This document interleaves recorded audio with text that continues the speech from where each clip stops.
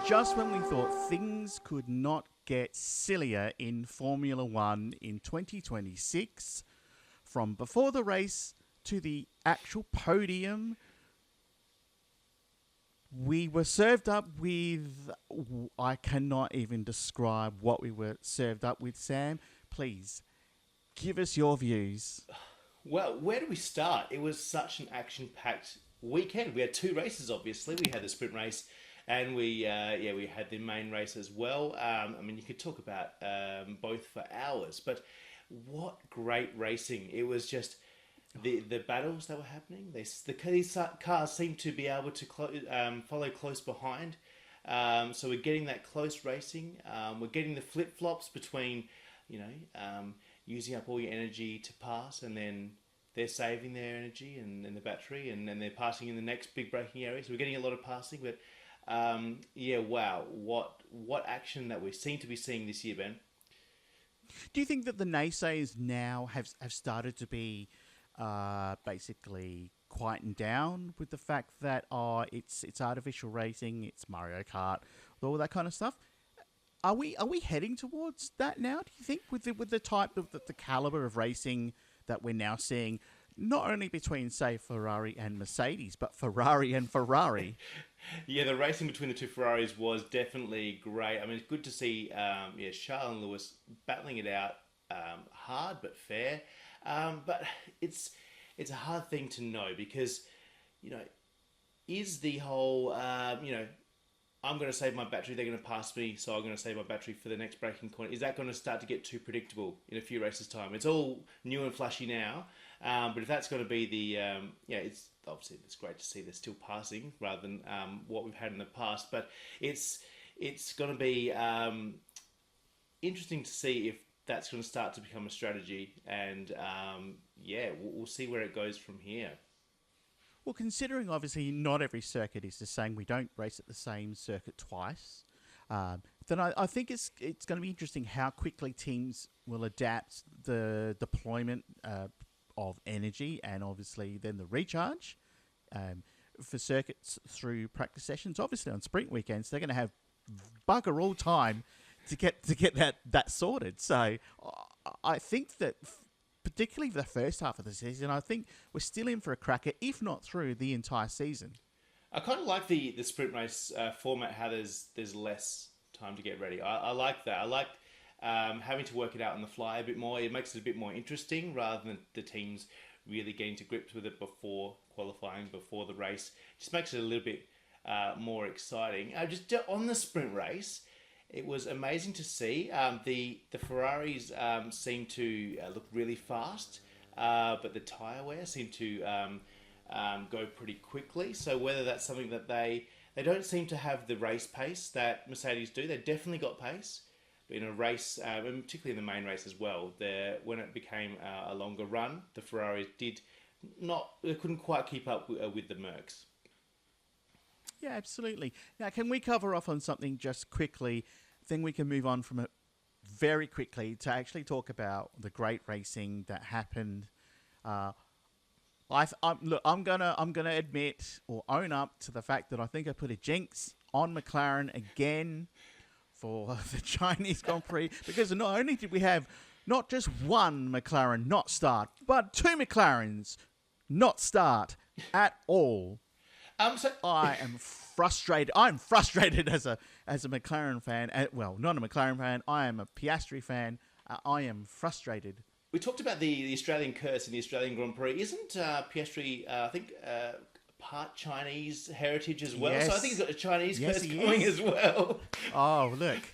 The year of the fire horse is not working for the Melburnian. That's certainly one thing to say. But you've got to say... outstanding performance by Kimi Antonelli. Like what's he 19? 19 close, and close enough to 19. I said at the start 19? of the season that last year he had his rookie year. He did a great job, but there were moments where he definitely showed to being a rookie, and he really needed to step up this year, and he has. He really showed a good head on his shoulders there. It was such a wholesome thing on the podium, even if he was introduced on the podium as Kimi Räikkönen, but we'll let that one fly through. Oh man, Bob Costanjuris, I'm sure he's got 2 weeks to think about it and to think about what have I done. I mean, he's been around the sport since the 80s, haven't we all? Bob Costanjuris. But oh my gosh, like on a global stage with say about a billion people watching, close enough. To get it so wrong. I mean, he's famous now. People are like, who's the guy who's doing the champagne? Yeah. On the subject of Kimi, he did a great race. I've got a hot take for you, Ben. Hit me. Going back to the sprint race, I love the fact that he served a penalty in the race. I think I have to check my rule book here, so I'm not 100% sure. Correct me if I'm wrong, particularly in the comments. I'm sure someone will tell me if I'm wrong. But because he came in for the pits, he has to serve the penalty. If it's not, obviously if he goes to the end of the race without pitting, you get the time penalty at the end.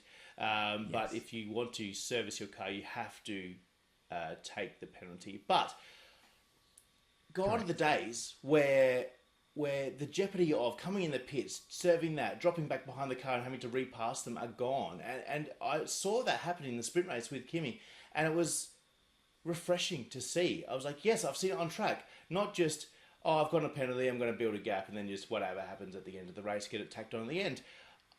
It's not good for good racing. Keeping an eye on the intervals as opposed to going, I'm going to duck in the pits, I'm going to get past, but then I have to repass, particularly if there's better passing as well, passing opportunities. It opens back up to close racing again. It has the jeopardy of anything happening in the pit lane, and a jeopardy of anything happening in the pass. They might have to go for a dive bomb in the last lap or something like that. You missed the days of Michael Schumacher in the British Grand Prix having to coming in to serve his penalty in the last lap.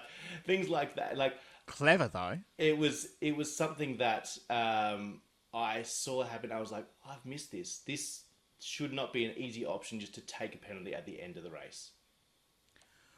I have a very serious question for you. Do you think Kimi Antonelli is a chance to win the World Championship this year?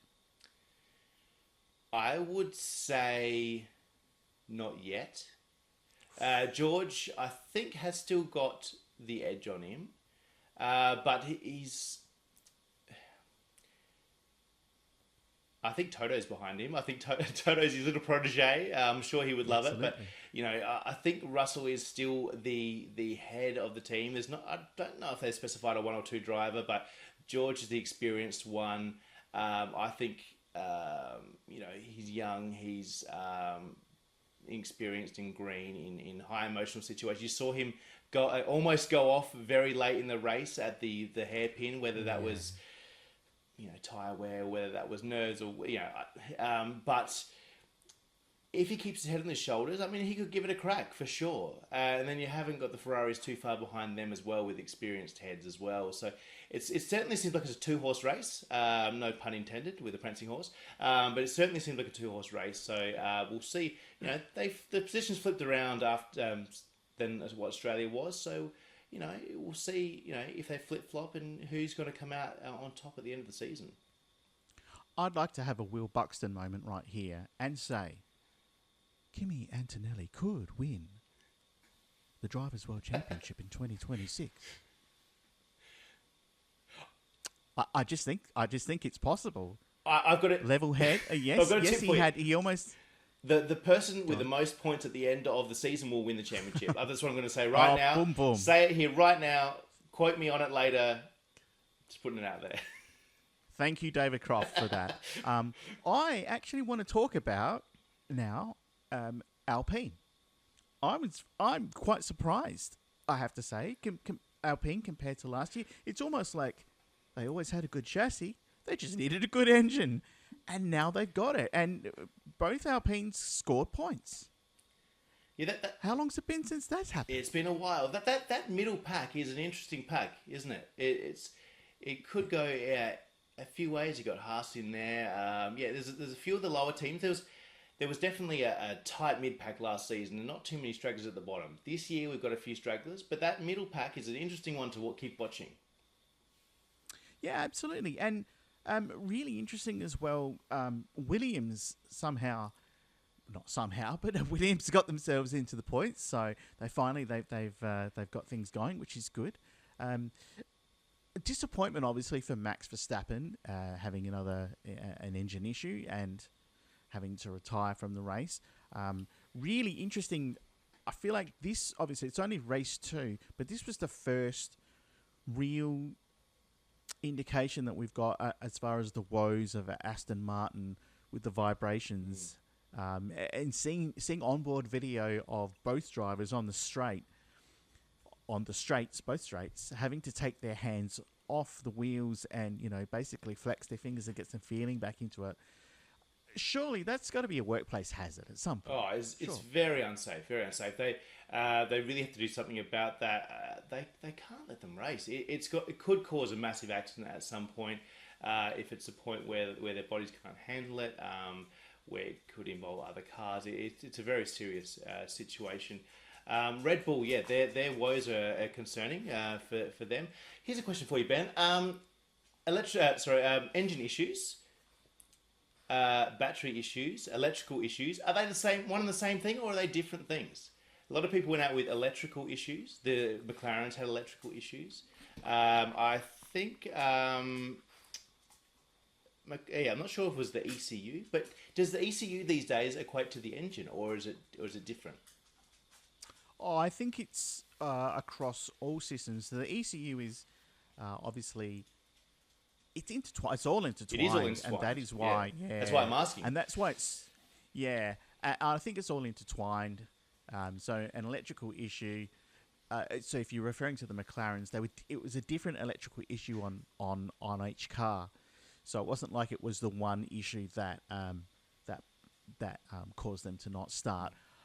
Do you know what it brought up for me?